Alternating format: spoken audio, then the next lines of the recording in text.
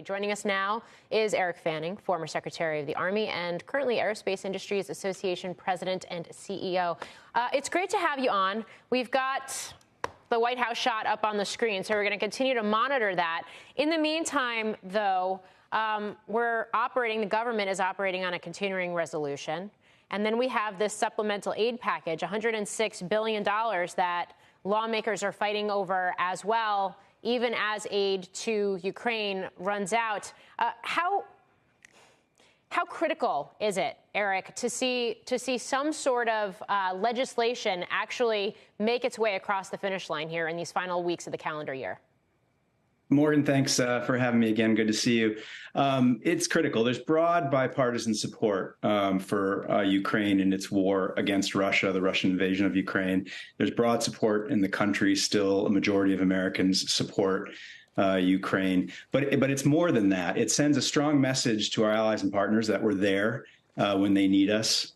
And it sends a strong message to our adversaries that our allies and partners will be with us as a result when we need them. That's something we have that they don't have. But more importantly, perhaps, it is an investment in our nation's industrial base, our defense industrial base.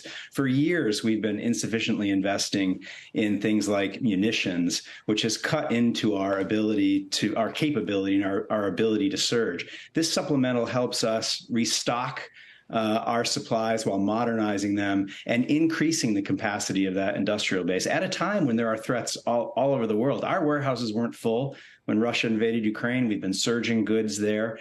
We've been trying to pivot to the Pacific to deter activity there. And then, of course, what we've seen in the Middle East reminding us that we don't get to pick where there's activity in the world. Adversaries get a vote as well. Yeah, of this $106 billion supplemental, to your point, something like 55% of the overall number would be dedicated to U.S. weapons production capacity expansion, and the strengthening of the U.S. industrial base, and basically the restocking of those stockpiles that have been depleted. I mean, is there a possibility that we see this funding broken out into different tranches and passed in different tranches, or has that possibility come and gone?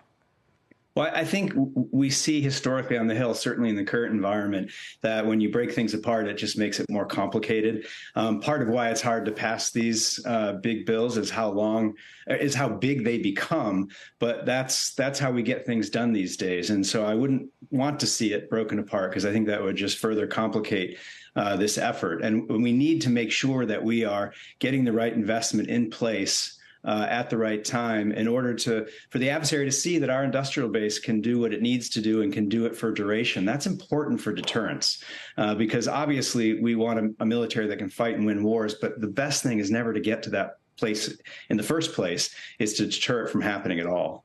Eric, it seems like we potentially have a supply chain challenge in defense that's in some ways similar to what we saw with retail and goods in general during the COVID years. So I wonder, how long is this restocking process, and what potentially happens after? Because it seems unprecedented in a way to have this sort of near-term demand, and it's unclear how long it's going to last. Well, it's important to remember COVID certainly had an impact on supply chains in the defense and non-defense world globally.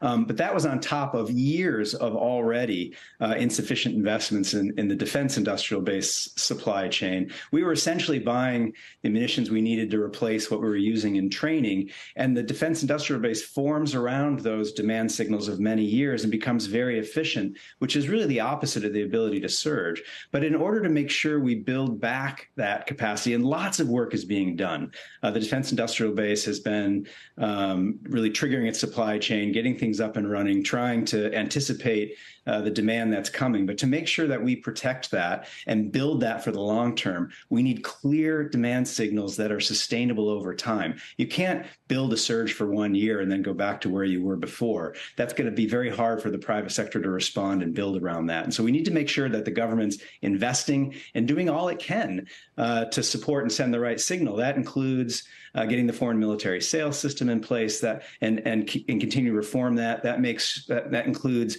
getting the amortization schedules for research and development expenses, where they used to be a couple years ago, where a company can deduct the dollar in the year it spends it, and really incentivizing that private sector investment in R&D. And last but not least, it means passing a budget, passing it on time. We're still operating on a continuing resolution for the 2023 budget. So if there was anything baked into 2024 in response to these global threats around the world, we can't start that because we haven't been given the budget authority to do it.